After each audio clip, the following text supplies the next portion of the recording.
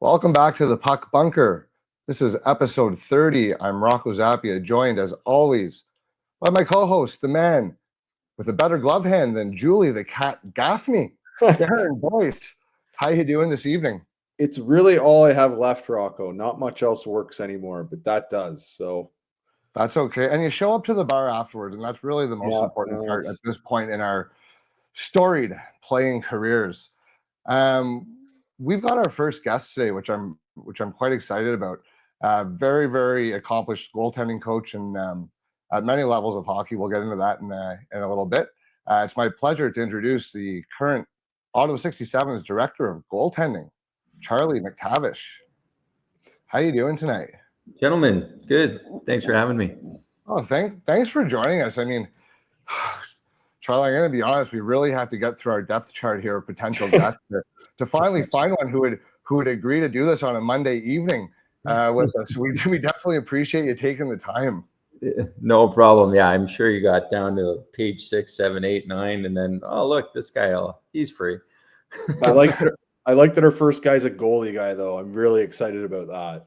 Well, we've been teasing and promising a goalie episode all year, and Darren's been really excited to get into one. So we figured before we get into, in a little while, our goalie rankings for this upcoming draft, I figure I should probably learn how to scout the fucking position, because it's not easy. So Charlie's a great guy to bring in. So you're with the 67's now, but take us back. Like, how did you even get started as a goaltending coach? I guess my coaching career has been a little kinder than my playing career. I started coaching when I was playing when I was a teenager, just helping out at camps, like most teenagers do when they're playing. But I started doing it full time when I was 21, 22, I would say. And then, I had a small school in Ottawa, and it grew into, it's still there now. It's called Shift. I think it's Shift Hockey. It's facility on Iber Road. When it started, it was the goalie school was CGD, Complete Goaltending Development, and had a couple other businesses in it. So it grew into that, and pretty involved in Ottawa minor hockey and junior hockey in the area for a decade, at least, over a decade. And we had a lot of great people at the facility training in the summer, pros, a couple Olympians, people from all over the world would come, and we would even have some of our local kids billet them. So it was a pretty neat atmosphere, different parts of the season, and started working with the 67's. From that, I went on to work with Hockey Canada in a couple different aspects, and then was hired with the Arizona Coyotes at the time as a development and AHL goalie coach. And then this year, I was lucky enough to have twins, and as you can imagine, the professional hockey life is a lot of travel. So we took a step back from that, but was lucky enough to stay involved with the 67's and helping them out with some scouting, mostly around the Toronto area and some major tournaments. So I'm having fun doing that this year. That's awesome. So I'm going to go back to the beginning, because I know there is one name specifically that stands out that I know you worked very closely with when he was a really young goalie, and that's Andrei Vasilevskiy. Now, a lot of people might not know that you're single-handedly responsible for a 5-time NHL All-Star, but tell us the story of how you got involved working with Vazzy and what he's like. Well, I think he probably would have ended up there regardless, one way or another. So I think I may have been a small part of his journey, but yeah, that was a lot of fun. He ended up in Ottawa because his agent at the time was in Ottawa. And so we hooked up when he was younger. He's probably spent 5, maybe 6 off season, come to Ottawa for a couple months. He trained every day at the facility. And even from a young age, when he was, I guess he came over when he was 16 or 17 when I met him for the first time. You could obviously tell that there was a unique talent there, or a unique set of skills. And I would say the training in Russia is pretty raw. At least it was at that time. So you could see the raw skill sets. but he certainly wanted to work on refining them and adding the technical aspect to his game. But like as far as like his athleticism, his dedication, his commitment, like he was a pro at 17. Like he was doing the things that the NHL guys that were training at the rink were doing already. So it was pretty evident he was going to be something special pretty quick. So did he just turn heads like the second he walked in the doors? Everyone's like, who is this kid and how is he so good? Well, he's physically like a specimen. When he walks in the room, he's hard to miss. And he's actually, he doesn't do a ton of interviews and stuff like that on camera, but he's actually a pretty funny guy, and he does have a personality once you get to know him. Like he's the guy who'd be playing a prank in the dressing room, and he's pretty witty and he's pretty funny.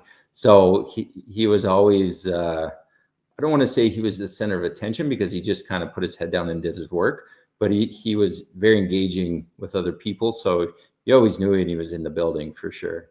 It's not the kind of guy that people are just sort of drawn to.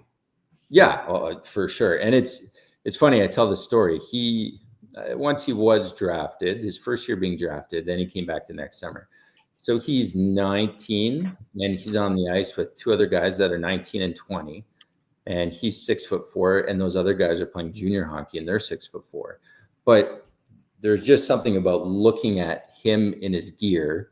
You're like, you know, if you had to bet $1 million, 100%, you'd be like, that's the professional. That guy's going to be a pro before they even stepped on the ice. There's just something about his presence, his aura, the way he held himself, the way he just like would stand there in his gear. You're like, that's the guy. Nothing against the other, but now goalies as a whole, and like, I mean, you know, and for those who don't know, like Charlie's my buddy off the ice as well. So being buddies with two guys like you, I can attest to it that goalies are the weirdest guys, like generally speaking. And I think in the hockey world, like the only people that are known to be just a little bit out there like goalies would be Russian. So like, what is a Russian goalie like? Is he doubled down on the weirdness, or do those kind of like balance each other out a little bit? Yeah. No, he's a pretty, I want to say pretty normal guy, like pretty committed. So he would bill it for half the summer, and half the summer he'd often stay at my house at the beginning of the summer. So, you know, if I said we were leaving at 7 a.m, he'd be standing at the door at 6:50, you know, going like this, looking at me. And I said, 7, like we're leaving in 10 minutes. And he's ready. So, I mean, he was pretty committed. He was very focused. He put himself to bed at decent hours. He had some fun learning how to like use a barbecue and cook. And so there was definitely some fun moments with him. But in terms of like being a weird goalie, like honestly, he's a pretty normal guy. And you got to think you're Russian coming to North America to train and you don't know anybody. You're a bit of a fish out of water for sure in that scenario. But I think just being at the facility with other goalies in that hockey environment every day probably helped. Speaking of fish, that guy can eat more sushi than anybody I've ever met. So okay, so there it is. There's a bet you don't want to take. Yeah. I don't know. I'm looking at my co-host Darren. I think he might be able to give him a pretty good run. Yeah. Well, it was a chicken wing contest, maybe not sushi. We could go chicken wings and do that. Post game, post workout. Yeah, it would, like he gets his money worth. I don't know, he can eat sushi. That's for sure. Just hammers it. Well, so then once you were done, like sort of training guys sort of with one-on-one, and you moved into working with teams. I mean, the first thing here that I'm seeing on your resume is originally working as a goalie coach with the 67's. What kind of made you want to transition from the private sort of side of coaching to, you know, working with a team directly? It's actually a really good question, and it's not something that I didn't want to do before. It was more just how much time and honestly, you could say like the financial aspect of it is part of the equation. I mean, you don't really get compensated all that well in junior hockey. You certainly couldn't, you know, put a roof over your head and support a family on a salary like that. So you have to do other things. But it did come a time where that it is something I always wanted to do to advance my career in that way. And I was in a situation where I was able to do it. And so I kind of made that jump. And I really, really enjoy working with a group in a team atmosphere, going to a rink and having that side of it where it's not just the one-on-one, but everything, it's more of a holistic situation with a staff. And you're not just dealing with, the one guy in the crease, you're kind of working with the whole team. And I really, really enjoy that and kind of thrive on that. So I almost forgot how much I enjoyed that until I did start working with the 67's, and credit to the staff itself. Like, you have, at the time, there's James Boyd's the GM, still is, but like Andrei Vasilevskiy, who's obviously NHL and Hockey Canada coach, and Mario Duhamel is the assistant coach, and Norm Millie's still there. But like, that group in itself was an NHL. It was run like an NHL team. It was elite. So when you came in there, you heightened your own expectations of yourself and what you were going to do, and you felt like you worked in pro hockey when you walked into TD Place. And they have great facilities, and I can attest from scouting for so long. I've been to just about every rink in the OHL. TD Place has the best pregame meal in the entire Ontario Hockey League in the scouts room. I'll give them credit for that. They do it right. It's properly catered. It's great food, but it's detail. Like, I'm making a joke, but it's details like that speak to the entire organization. Like, if you're taking care of the people who are coming, and I live in Ottawa, but there's a lot of scouts coming here from out of town. If you're taking care of those guys in a way that's probably higher above the standard of the rest of the league, you're probably doing that throughout your organization. Junior teams go through cycles. This year, it's a build year for the team, but for a long time they were one of the top teams in the league, and little things like that I think speak to your point about how they're run.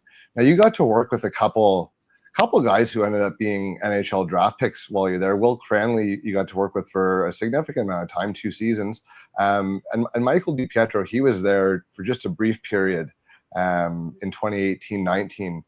And then Cedric Andre was the other guy who was probably the guy that played the most games for you while you were there, who didn't end up being a draft pick, but had a lot of success as a junior goalie. He was a really high-end OHL goalie for a few years there. Did you take any different approach working with a guy like that, who, when you came in, was kind of, he was an older guy and undrafted goalie, a little bit smaller, didn't necessarily have the same trajectory as the Cranley, who ended up being drafted, who was younger and was his backup at the time. Just given their different situations in their age and where they may have been heading afterwards, did you change your approach and how you dealt with those guys, or was there less focus with them in terms of their next step progression versus helping the team right this second today? Certainly everybody has their own unique relationship. So in terms of an approach, yes, in a lot of ways. They're at obviously different stages of their junior career, and it was just different managing expectations and managing the human and the personality, along with the hockey component of it, it's kind of always the task as a coach, but also specifically as a goalie coach, just because it is a lot more of a personal one-on-one relationship. You're literally face to face speaking of one person as opposed to addressing a team. And obviously you address individuals in a team basis as a head coach too, but just day in and day out, you're pretty focused, just kind of managing one person. So the approach is always different. The goal is even slightly different because let's say in Will Cranley's first years, we wanted him to play 15 games. That was kind of our plan. We even, as much as you can plan out which games he's going to play, and we want to get into that number. We want him to have success in those games and build confidence. He went to the U17 camp, so that's part of it. Great experience for him. And it's really just a learning year. And I find the 16-year-old year for goalies in major junior hockey tough. Because obviously, it's tough in the sense that year's not tough. The next year is the toughest because there's not a ton of, if you're 16 in major junior hockey, there's not a ton of pressure. You're not really expected to win the team games on your own, just don't lose them games is usually the outlook, right? And you're given a long rope and the benefit of the doubt. And then you get into year 2 and, just at a high level, hey, you're in your second year of junior hockey, you should be kind of ready to go here. And maybe you don't get the ball as a starter, but geez, there's a lot of expectations that you need to be consistent, and that doesn't mean you need to win every game, but I don't know if the expectations line up with the experience that they have at that time. And then you get into year 3 and it's like, well, why isn't this guy a starter? Well, it's like, well, he's only played 30 games. And that's not an excuse, but I just find it's a tough situation, I find, for those guys. I almost think they're better off playing tier 2 junior, playing a ton of games, playing 40 games, getting into the playoffs, having that experience. And then I think even in their second year in junior, they're more ready to step in and play more games, even at the OHL level, if they've played 50 games the year before, as opposed to a dozen. So and you hear that a lot, I think, with even skater development. It's so much about opportunity, and practice is great, and practicing against better guys day in and day out is going to make you better, but there's not much that can replace real game action. So I think that's a bit of an argument that you hear a lot of times, especially with guys who are maybe as a skater, maybe on the bubble of being an everyday player, as a goalie, maybe playing 15 games versus 40. It's interesting to see how those different paths can kind of affect a guy's development. Sure. You guys brought in. Go ahead. Sorry. I was just gonna touch on Seti too. I'd worked with Seti for a long time, actually, prior to the 67's. Individually. So I knew he had it. It was just a matter of him getting the confidence and the consistency to show that long enough for him to get a chance. And so it was early in my first season, and it was, I don't want to say it was make or break, but it was the first couple games, and I think we got out of the gate okay. And then he got a little bit of confidence. I don't know if his first game wasn't his favorite.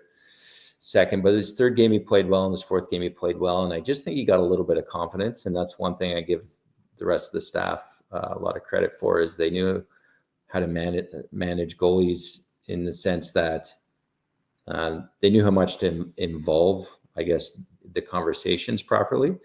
Some coaches are just like, he's yours, I don't want to talk to him, I'm not a goalie, I don't want to mess him up. It's usually what they what they say, or maybe they insert themselves, and it doesn't usually mentally it doesn't help the situation, and at no fault of their own.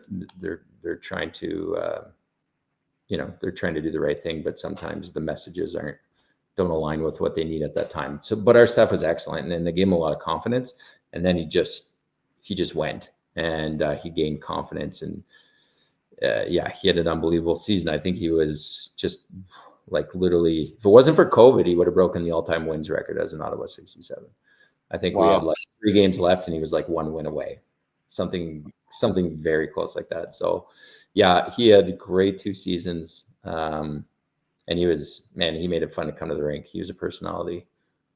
You could see that, I think, just watching him interact with guys in warm up and stuff. You could tell that he was a pretty social guy, and looked like a really well-liked guy. And like I said, he had a tremendous junior career, and went on to some success in the pros as well. Now that season, that first year, 2018-19, you guys brought in Michael DiPietro, who was a third round pick of Vancouver. How did bringing a guy like that in, how did it affect the younger guy? Like, I mean, more so Cranley than Andrei. How did it affect Cranley in terms of kind of observing a guy who had been drafted in a spot that, he went in a similar spot a couple of years later, in a positive way? And did that maybe hurt Cedric Andre's confidence for a period of time? The fact bringing another guy in with a bit of a higher pedigree, when he had by all accounts a pretty good season up to that point already. For sure, it was. I'll touch on Cranley. Cranley, I think, and he was in his first year then. In his first year, so he understood the situation. He understood where the team was at, and and he had a good season, and he had gotten some games in, and I think we got him a couple more starts even after that. So, I mean, by all measures, he was very accepting of that role, and he was very supportive, and he just looked forward to learning from both guys for the rest of the season. So that was fine. And actually, how Cedric was going to take that information and take that news when we traded for him was really our biggest concern, because he had been a stud all year. No reason why he could not have been the starter, as he was, and had proved himself over and over again all season. So it was our biggest concern. I thought we managed it pretty well, and he actually, to his character, accepted it and actually embraced it. Believe it or not, and I'm not just saying that because we're 6 years later. He really did, and he also understood the situation, and he was ready to go whatever happened. But like, he was looking forward to it as well. So kudos to him in that moment, because that would not have been easy being in his shoes. But he did. He truly did embrace that and said, "Okay, I get it. I'm here. I'm going to work. I'm going to push him," and he did, and I think it was a good measuring stick for him as well, because he didn't really have. I don't think he was invited to the All-Star game that year. I think that was the next year that he was. So he liked having somebody around he could measure himself against in a situation. So he was never a guy that was invited to all the other stuff, mostly because he was a bit of a late bloomer in junior hockey, and probably his size didn't help, stuff like that. But I thought it was really good for him. That's good, though. That's good when you see a guy like that, like, because there's only two ways you can go about it. You kind of buy in and you become a great teammate and push the guy, or you become a prick about it and maybe disrupt the flow of what seemed like it was a really good room that year. But good for him. And I think bringing in competition only makes everybody better, especially if you're bringing in a guy who in that league at the time had quite a bit of pedigree behind his name. I think that could only have helped guys. And you saw what Cedric did the next season. Maybe he took a thing or two and ran with it. Yeah, I think it helped that Mike had so much success, because it was pretty tough to argue with his success and his pedigree. Yeah. Had maybe he just been another very good goalie in the league. I mean, if he was another just great goalie in the league, but he hadn't won a championship, I'm just talking off the top of my head. I don't know this, but maybe we wouldn't have traded for him. I think it's because he had that pedigree. We did trade for him, and we had brought in 3 guys at the deadline. And I think trusting our culture and the guys in the room and what we had built to that point was, okay, even if these guys are coming from different programs, they don't know how we do things here. We knew it'd be challenging for some of them, and it was. We had one guy on day 3 just say, "I've been in this league for 4 years. I've never worked this hard in my life." Like, I don't know. I don't think I can make it to the end of the year. Right. So it's like, you'll get used to it. That's why we're as good as we are. You'll figure, that's what being a pro is all about. So, and they did because the rest of the room helped them get there. And we didn't adjust the standard or the bar. Even though those guys were veterans in the league, they had to come up to that bar, or it wasn't going to work. But they did. Now, when did you get hooked in with Hockey Canada? Would have been that following season. I did the U17s, I guess. What would that have been? 2018 or 19? And Jacob Gooby and Thomas Millett. Remember Thomas Millett he ended up playing for the junior team 2 years later. Those were my 2 goalies on that team, Team Red. And it felt like they were obviously part of the program, but maybe not I'm going to just say maybe not at the top of the list. And then they had a really good tournament. They were 1-2 in tournament statistics, even though we didn't make it past the quarters as a team. They had really good tournaments, and my kind of report was like, "Hey, I don't know where he is on your Hockey Canada depth chart, but you should pay attention to, especially at the time, I really thought Thomas had something unique about him that was hard to put your finger on.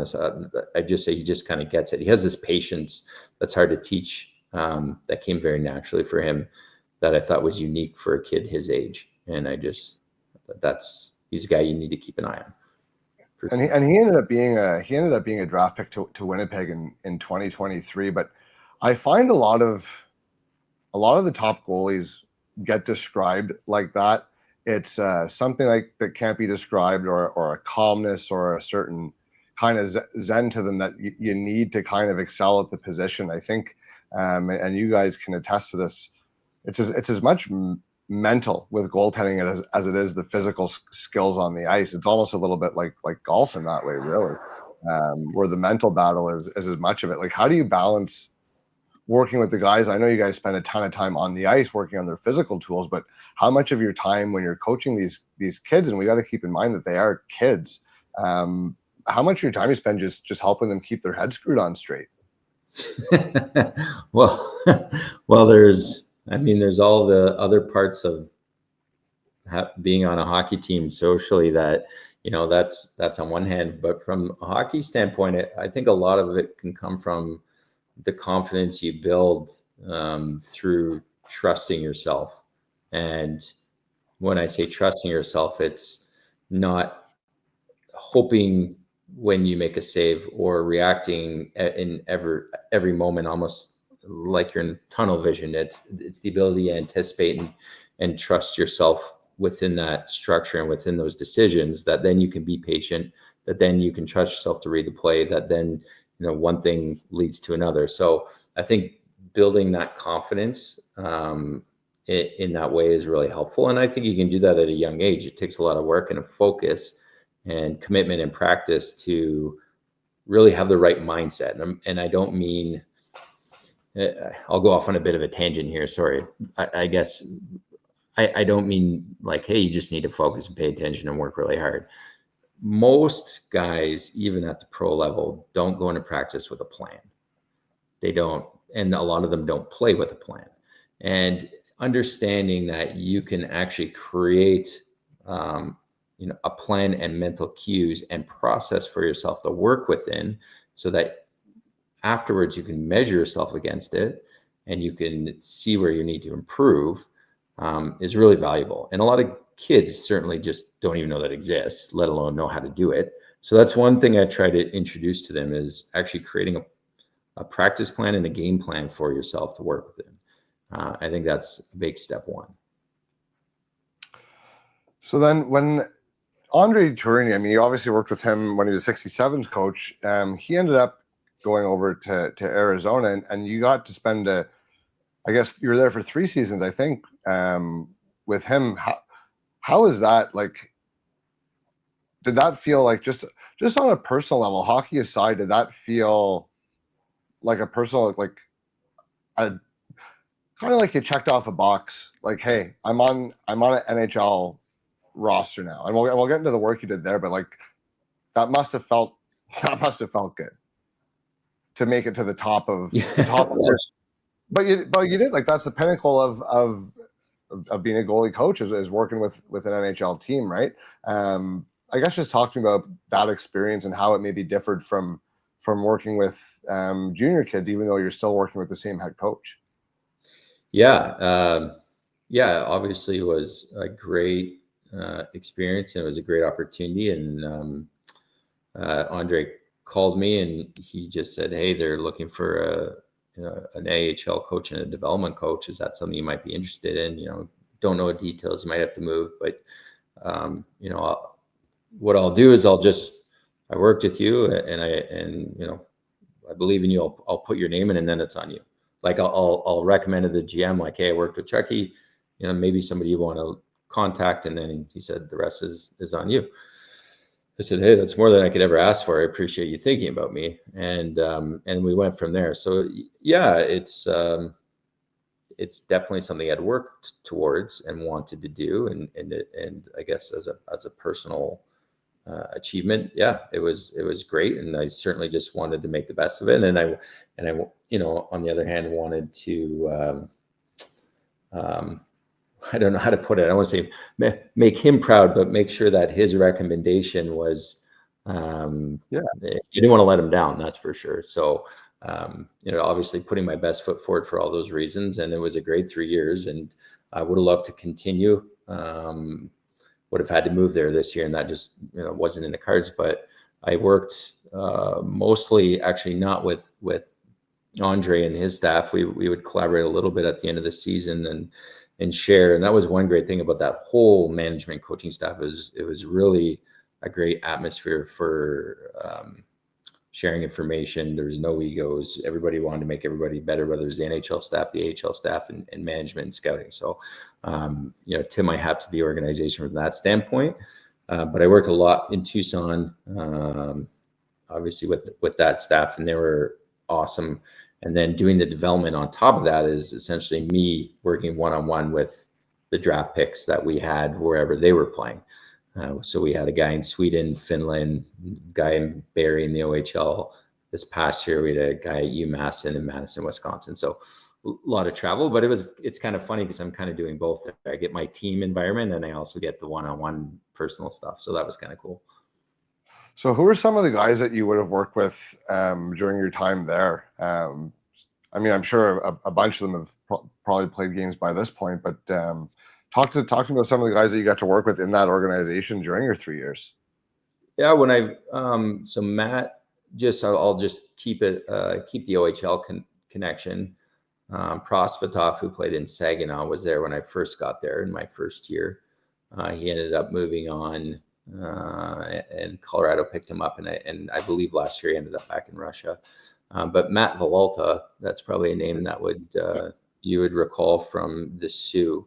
He was drafted by LA originally, and we picked him up, and I was pretty excited that we picked him up. And he was great last year. He's one of the funnest guys I've ever worked with in any organization, and I say he was a lot of fun, but he's also really committed and dedicated, like first guy to the rink sort of thing. But really easygoing, really easy guy to coach. Had a lot of kind of unique views on the position and playing, and he was a lot of fun to work with. And then Dylan Wells also played for the Petes. He was our backup last year.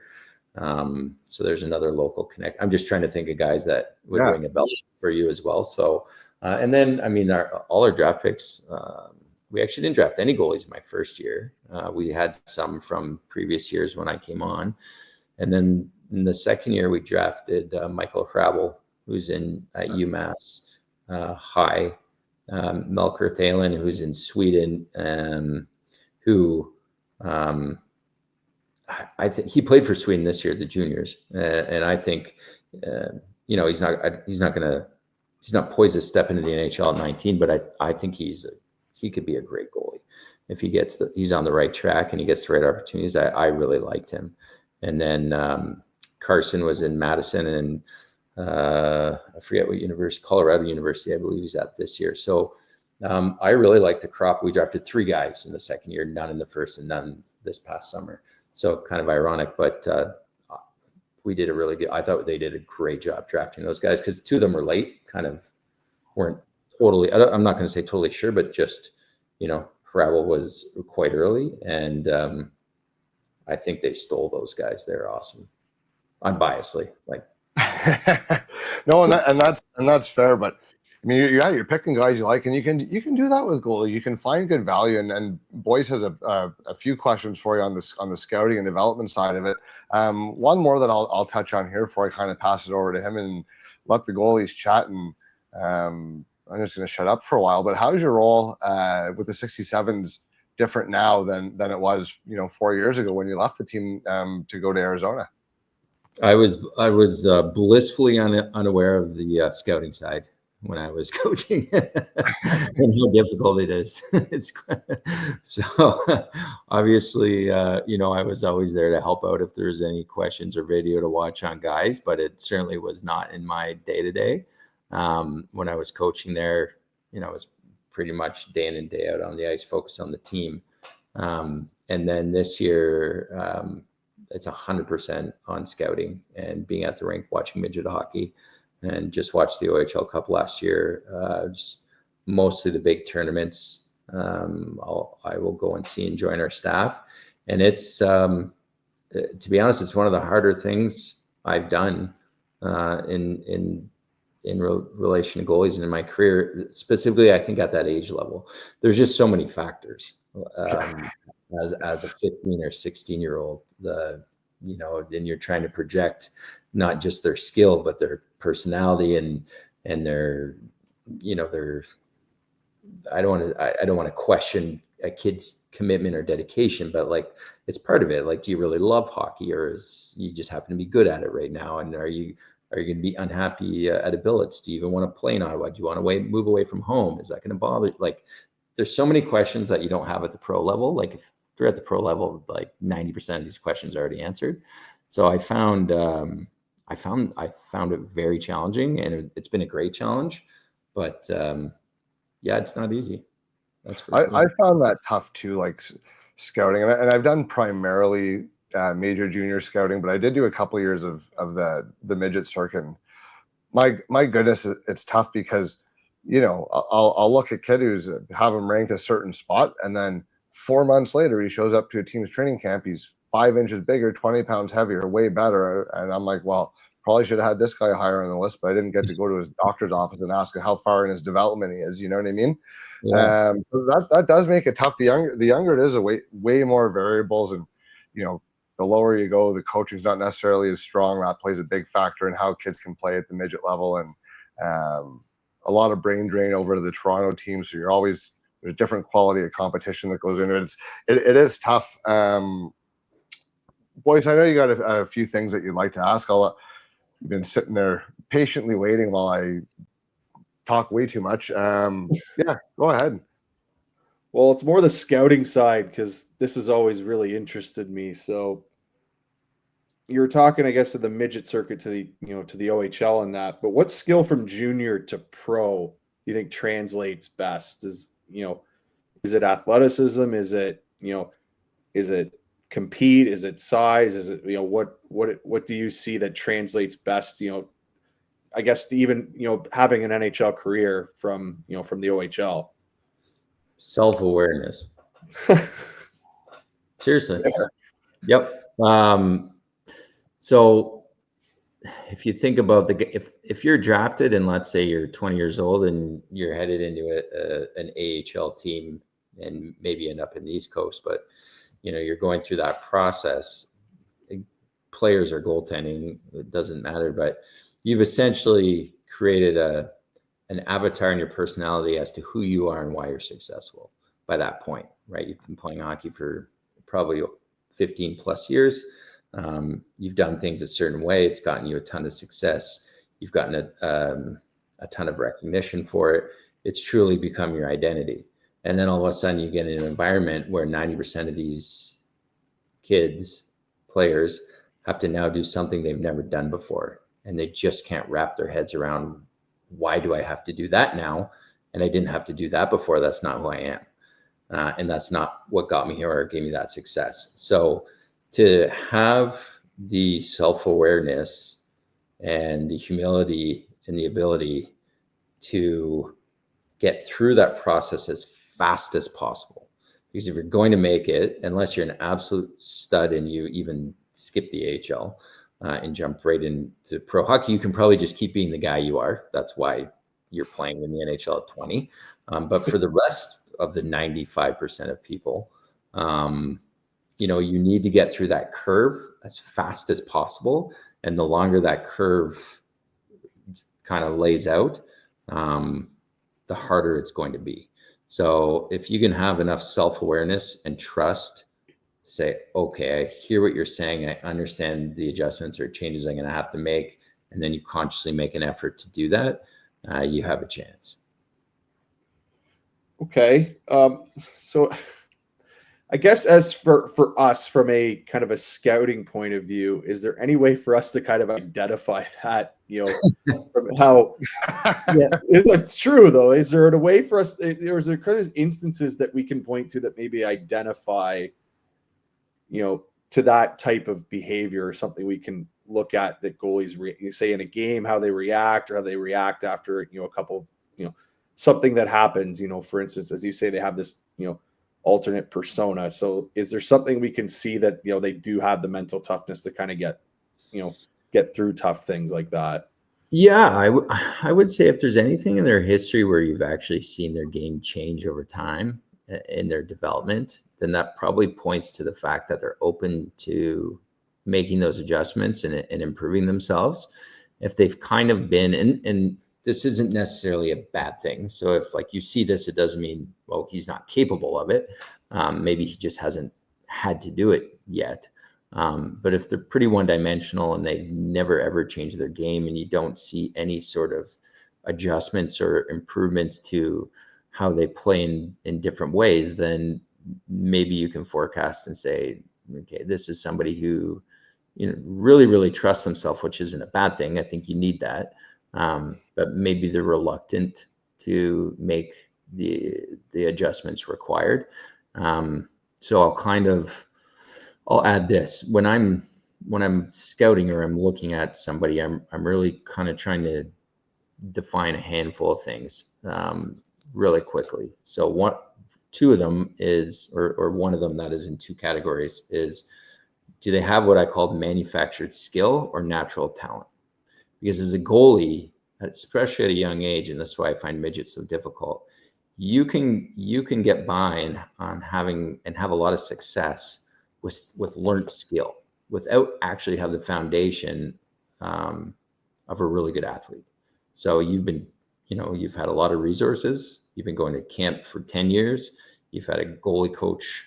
There's some of the kids in the GTA, they've had a goalie coach for 10 years, and so they've just developed these patterns and mechanisms and systems that they play within without even knowing why, but they do it, and they do it really effectively, and they execute it well. But it's not necessarily built on a foundation of natural talent. And so they can almost trick you into thinking like, wow, this kid's really smooth. He moves really well. He's in position. He executes consistently. But if they get to the next level and they don't have the foundation there I don't like, people say be creative. I don't like to say be creative, but to kind of instinctually and react when they need to and play the game instinctually and actually read the play. So they've created a system, but they're not actually reading the game of hockey. And so if you can identify the difference between those two, when I evaluate, I have two columns and I rank them out of 10, and they're actually weighted. I can't give you my secret formula, but I weight in my fancy Excel sheet, and it's just like 1 to 10. If I think they have whatever their natural talent is and whatever I think their learned skill is, because learned skill is important, but if it's not built on a foundation of natural talent, it's only going to get you so far. It almost sounds like it's almost blocking a shot versus making a save. Yeah, for sure. And what kind of happens when you end up overtraining in that sense is you actually don't learn how to read the game as well, because you're just like 1 + 1 = 2. Then all of a sudden you get to junior hockey, you're playing with people 4 years older than you at a really high skill level, and 1 + 1 has to = 4, and you don't know how to make that happen. So yes, yeah, that's the other part of it. Because like again, when you watch a lot of these kind of guys on tape that we've, this year anyway, the goaltending crop, I mean, there's some really hyper athletic guys, I feel, but they maybe aren't the most technically sound guys. I guess from kind of what you're saying there, maybe there's more development that he can have if he's, given a proper goalie coach and, proper coaching. Like, I think that's kind of what I'm grasping from that, is if you get the prime athlete, that he maybe has, a bit more of a chance moving forward. Yes, if they're open to change, for sure. Yeah, and I've worked with guys that were, human. They were just freaks athletically, but they just refuse and almost couldn't once they got to a certain point, because they just didn't have the patience and control to add any sort of structure to their game. And they relied 100% on their athleticism or their ability to react. And so I call that, they're trying to outskill the game. And I'm convinced you can't outskill the game and have a career, a professional career. You can get by, you can have a couple good games, but you're going to do this your whole life. You're going to be able to outskill some teams because of maybe how they play and their structure, and the type of chances they get aligned with, how you can affect the game positively. And then you're going to play other teams that it doesn't work out nearly as well, and you can't outskill them. And then you have no backup plan. You have no foundation of structure to go back on. So like to your point, I agree. If all things ideally work out, and I'll use the Russians actually as an example. ESPN wrote a pretty good article last year, 2 years ago, because there's a bit of a surgence of Russian goaltenders in the NHL with Vezina, Brodsky, and there's a couple guys coming, and Sturkin, and so they kind of set out to answer the question, like, why is this the case? And they interviewed Paul Schoenfelder and myself and a couple other coaches. My take on it, and Paul Schoenfelder, who's the goalie coach in Carolina, because he worked with me at the facility, and we worked with a ton of Russians. It wasn't just Vasilevskiy that came over. He was just the one that kind of obviously was, world class. But 5 or 6 guys would come over and train every year. And the one thing we noticed was our theory is that in Russia, they didn't have great technical training, and they probably didn't have a ton of resources or support, and you're almost forced just to survive. And in order to survive, you had to learn how to actually read and play the game of hockey, and you had to be good enough athletically to get by. And then they came to North America at 14 and 15, and they have this great ability to read the game, and they have this great ability to just naturally react and play, and they have very little structure. And most of them coming to us was because they wanted to learn the structure. So we were getting like the ideal athlete who was, you got to think, they're leaving Russia, which is a bit of a no-no, to come willingly because they know that's part of the game that they got to develop. So we had, a captive audience with an unreal foundation. They were the best guys to work with. They were unbelievable.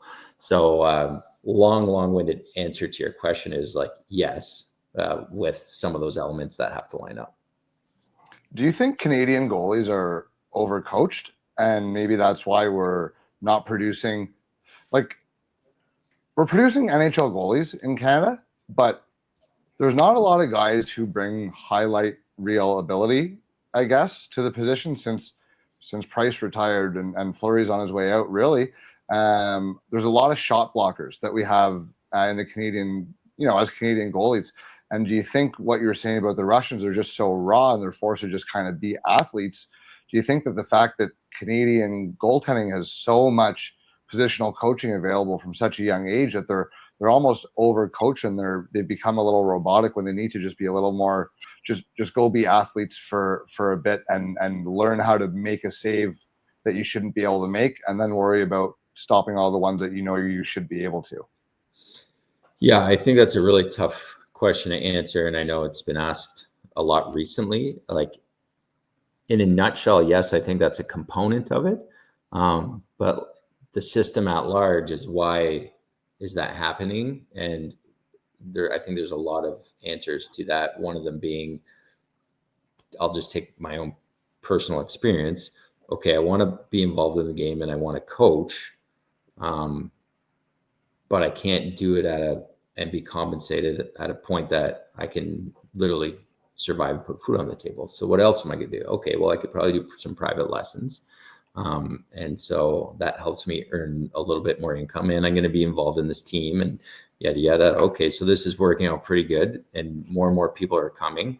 Well, if there's 100 of me out there, there's a lot of individual coaching, and it's a little bit out of necessity to be able to be on the path of hockey, but be able to support yourself, as opposed to just coaching the game within a team or a number of teams, and then having that long-term development plan, as opposed to just running camps and doing one-on-one sessions and the individual coaching out of necessity. So I think you get a whole lot of people providing that service almost because they have to, in a sense, if they want that to be a career. So that's like it's just one small part of it.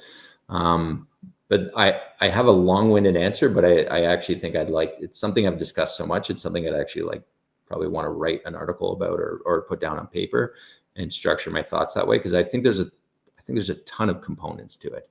I don't think our best athletes are choosing to be a goalie for a number of reasons. I mean, even if you were talking about, perfect example, you said, "Yeah, most goalies are weird," which totally agree. I would say 30 years ago, 40 years ago plus, that's totally true.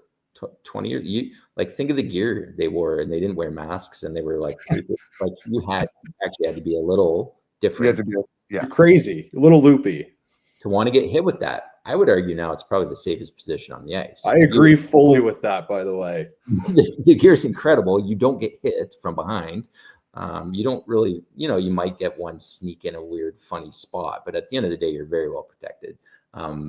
So I think, but there's still this persona that goalies are weird. So tell me what parent, when their kid is 8 years old, that come and says, "Hey, I want to be a goalie," and they go, "That's amazing. I've been waiting for you to say that. Let's go to this." No, nobody. They talk their kids out of it for the reason they don't want them to be the weird kid. It's too expensive. Not going to get coaching. It's going to be a pile on in practice. Don't want the pressure. Right? I see parents all the time talking their kids out of being goalies for all those fears they have that most of them aren't actually true. And that's just one other small component. So you're not getting the best people wanting to be goalies. No, and that's fair. And that's probably why I'm not in the NHL, because I got my turn in my first year of hockey to take the pads home, and I loved it, and obviously played great, natural athlete. And my parents gave me the whole spiel. I'm like, "Hey, I think I'd be a goalie." And I'm one of the weirdest people I know.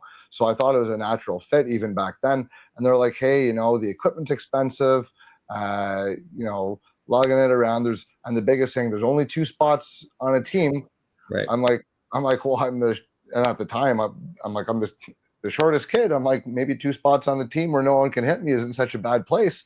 But speaking to your point, it happens, and you see that all the time. Parents are like, and even just if they'll say something in passing, to a little kid at 6, you don't want to be a goalie. Goalies are weird. And then it's like, yeah, I don't want to be a goalie. I don't want to be the weird kid. But cost, I think, is the biggest thing. Getting the top kids to try the position. And I think they've almost gotten away from forcing everyone to play goalie for a couple weeks. Yeah, I don't know about that, but I would argue, I don't know if the costs are actually all that different. Yeah, hockey sticks are $400 for a 12-year-old. Just the stick. Who's buying that? I will say later, and we'll say once you get older, it's a little easier to play goalie. It's a little cheaper once you get a little bit older. I'll say that. You make it up in the beer league system. Yeah, you get in the beer leagues, it's free. But also, a lot of associations will provide gear for kids up to a certain size, not even age, but just up to a certain size. Whether you elect to choose it because it's not top of the line, that's on you. But most associations will provide it. They have a kit for goalies. Because it's a position that's unique, and there has been a lot of, I don't want to say complaints, but it's been a factor is how much coaching that they would receive. Most associations will either provide the service through the association on a weekly or biweekly basis, where the goalies can come and the association will provide coaching in a group setting, or they will give an allowance to each team, or that each team budgets for it to have a coach come out. So they've kind of addressed a lot of the concerns. I think that were legitimate concerns maybe 20 years ago, but now I just think that it remains a barrier that's not real. That's interesting how something that can be addressed still affects, almost like public persona matters more than actual facts these days, but that's a different tangent. Boys, go ahead. Well, no, I did take it personally when you said the best athletes don't play goalie. That was a shot at me. So it's anymore. That's tough. Anymore, that's tough. yeah. Tough crowd. I just wanted to get back to the scouting aspect here. Get a little off tangent, but what do you think about comparing a an individual who's playing maybe in Sweden or Finland and they're playing pro versus maybe a CHL or a CHL goaltender who's playing at 17 or 18. Are there differences of how we should be looking at those guys? Is there certain things we should be looking for, just kind of in their development? And, maybe do you find it maybe more appealing that they've played pro games at a younger age? Is that something you look at? Yeah. Do you mean because of how their system is that they're like 17, 18 playing on the pro team? Yeah. Yeah. Yeah. Both goalies in Europe I worked with were playing on their pro teams. I would say there's pros and cons. At the end of the day, they are playing with men and they're playing in a professional atmosphere where winning is important, right? You can get relegated in Europe. You can go down or move up. So everything matters, and the playoffs matter, and ticket sales matter, and it's pro hockey through and through. So in saying that, it's certainly not a development league, and you're not going to get starts, to try to help your career along. If you happen to be with a really good staff and a really good coach who understands, and they can get you in some games, that's great. But from my experience, most teams need to win. And so if you're 17, you're probably not going to get the benefit of the doubt most nights to just get you a game for the sake of getting you a game to help your development.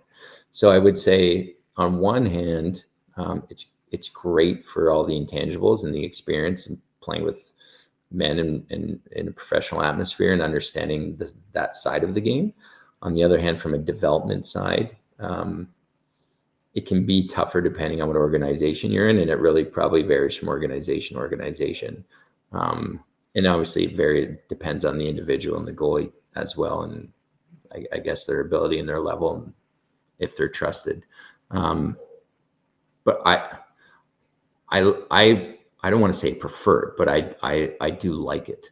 I do like it. The experience I had with both guys that played in Sweden and in Finland, I thought it was good for the mental side of their game. They matured mentally probably quicker because they had to. Did it help them, I guess, develop faster from just a playing the game standpoint? I'd probably playing 15 games of pro there is not the same as playing 45 games in the OHL at 18. So, and there's a ton of movement too, right? Like they can send you down a league and another league. And then usually if you're at that level, you maybe you're playing with the world junior team. So that's great. But they get more breaks. They don't play as many games. I mean, we had Melker in Sweden played on 5 teams, almost 6 teams, I think, in his first year, just, trying to find him games. And he was really good about it. He kept a positive attitude, but like, that's not easy for no kidding.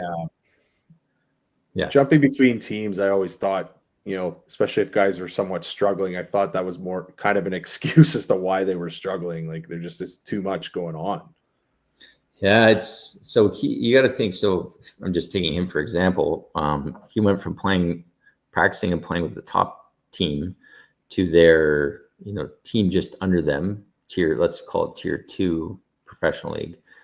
But he's actually still 17 or 18. And then in the playoffs, or a couple games when the team needed it, he'd go and play for the junior team.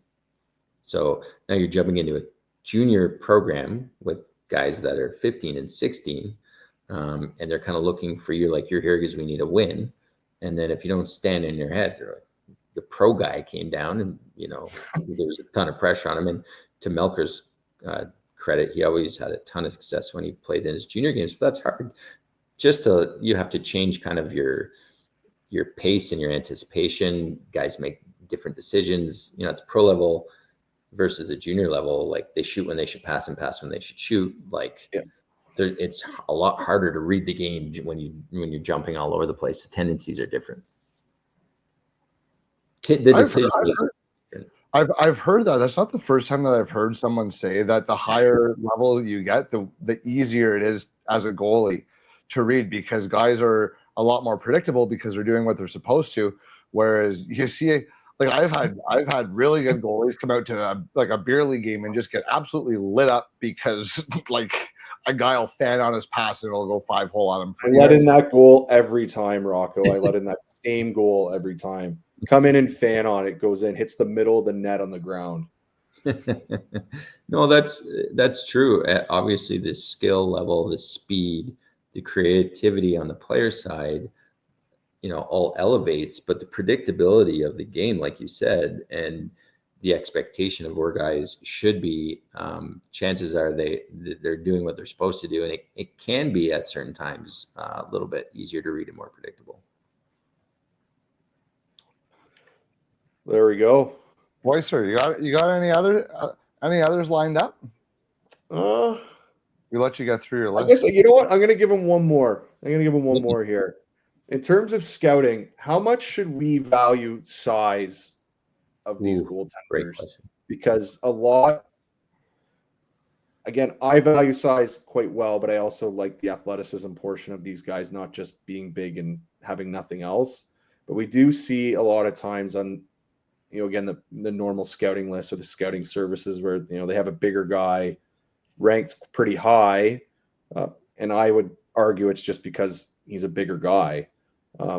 Should we be valuing that as the number one trait of this player, or should we, as you said, looking at some of these other things?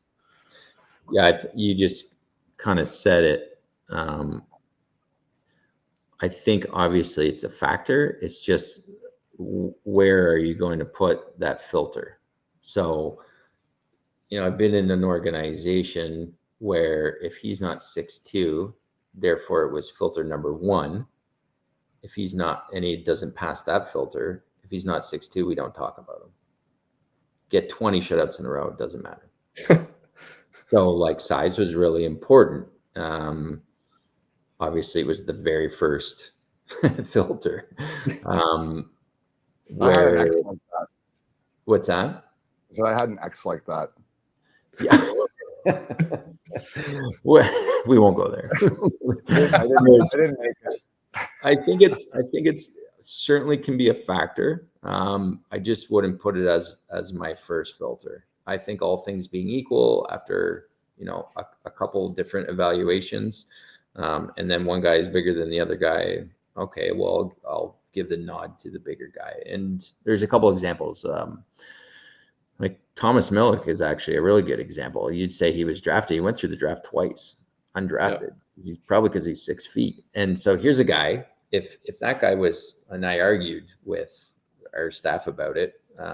So Corey Schwab is the goalie coach in, now Utah, an absolutely phenomenal mentor and a fantastic goalie coach. He just kind of flies on the radar. You never really hear much about him.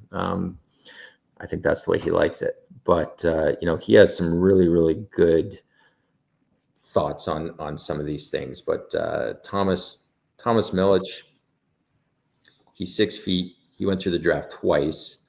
He won a gold medal with Hockey Canada at the World Juniors.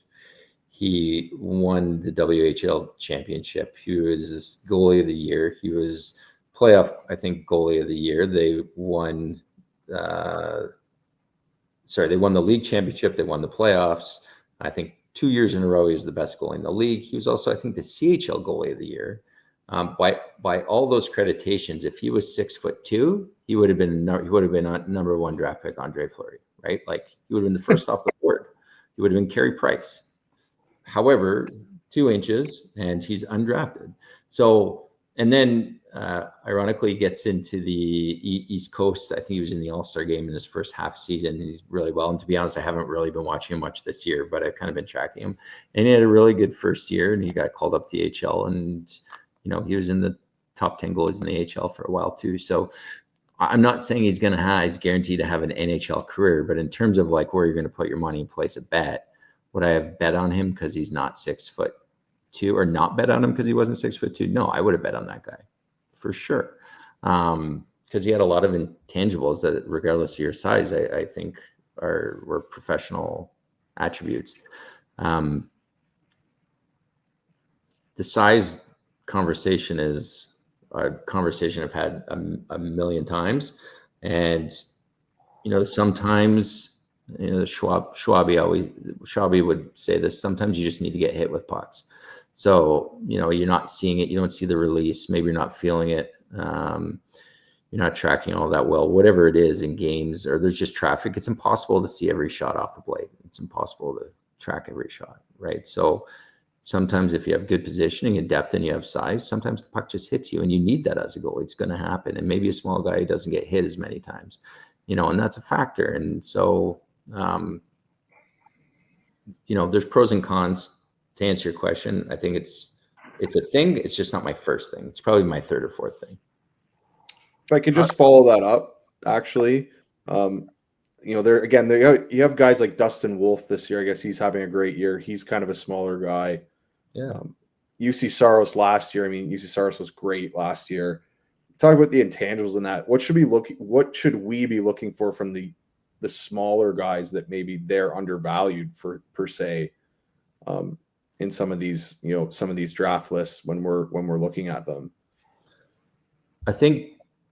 We played Dustin Wolf because he was in the West Coast in Calgary quite a bit in the AHL with the Wranglers. I mean, I think the patience of a smaller goalie is really critical, just as a confidence to stand his feet longer, and not just because he's a smaller goalie, he needs to stand his feet, but I think any goalie at any size, but it certainly helps a smaller goalie the longer they stay on their feet and their ability to read the game. Again, this is not particular to a smaller goalie, but it certainly helps them out. And those two things kind of go hand in hand. That was one of Seti's. Like I called it like his superpower. That guy could read the game better than almost anybody I've ever met. He would recall situations and individuals' tendencies with incredible accuracy, and that gave him an edge. And I think it helped overcome some maybe his size. Things that would be detrimental. I think it helped him overcome that. So I'll give you just a great story. There was one time it was a 2-on-1. He was about 10 feet outside his crease. Yeah. And the kid, and he just shot, and he made the save, and the play continued. And in between periods, I said, do you think we were a little aggressive on that odd man rush? Like, you just don't normally play them that aggressively, but that was a 2-on-1. It was really aggressive. He said, yeah, normally I wouldn't have played it like that. But in the first period, I saw the guy that had the puck on the 2-on-1 who entered the zone. He didn't have the puck last time there was an odd man rush, and he was calling for it, and he was open, and had they passed it to him, he probably would have scored on me. And I saw it after the play he turned up the ice, and he hit his stick, and he went off, and he was pissed off. So I knew that he had the puck on this entry, and he wasn't going to pass it because I knew he was pissed off from the last one. So that's his processing. That's how he was thinking about the game. I like that. Yeah. Obviously there's still a bit of a bet there, but he was pretty in those reads. I can give you another bet. If Rocco has the puck on the 2-on-1, he is 100% shooting the puck. So yeah, why wouldn't I? I'm out for a Monday night skate, Tuesday night skate. They're to score goals, not back check. Those days are long behind me. How much stock would you put into one individual game versus the body of work that you've seen, talking about finding a big game goalie? With everything on the line, would you put a boatload of stock in terms of evaluating their mental toughness into one game? Because that is dangerous to put too much stock into one game for any player of any sport, really. No one's going to always be at their best, but I find, the term big game goalie, that gets bandied about pretty often as you get deep into playoff runs. And there's always, it seems every year, or at least every couple of years, there's a goalie that takes a team way farther than they should. And I'm just wondering, to bring this back to my actual question, how much stock would you put into one game, like a gold medal or a championship game, versus, what you've seen up to that point?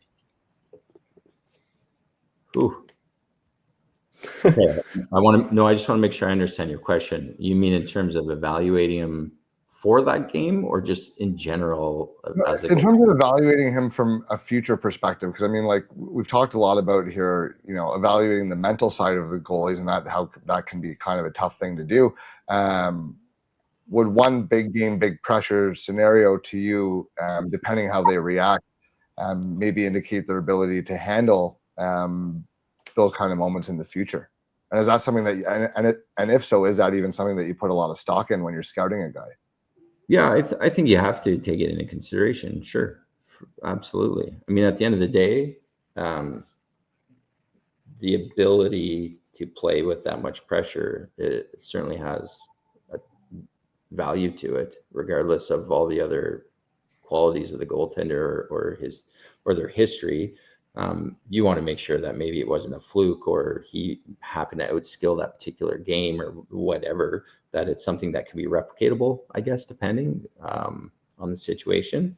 And if he's done it, if it's a trend that, hey, if every time the pressure is on, like, I guess Binghamton seems to be a guy that, seems to do well in those situations. I think you have to value that. I mean, it certainly means something. And at the end of the day, especially at that level, like, it's about winning. So if he's good at winning, then that's got to be something you put a lot of value in. We like that. Yeah. Like a guy that can win. I think that's a great place to leave it, boys, unless you have anything else. No, I'm good. Yeah. I have a crying child all of a sudden, so our timing is excellent. Then that's great. That's awesome. I'll let you get to it. Dad duty calls. Thank you so much for joining us and being our first guest on our show here. We had a ton of fun, and thanks for taking the time. We really appreciate it. Yeah, thank you. My pleasure, guys. Anytime. All right. Thanks, everyone. We'll see you next episode. Boyser, have a great night.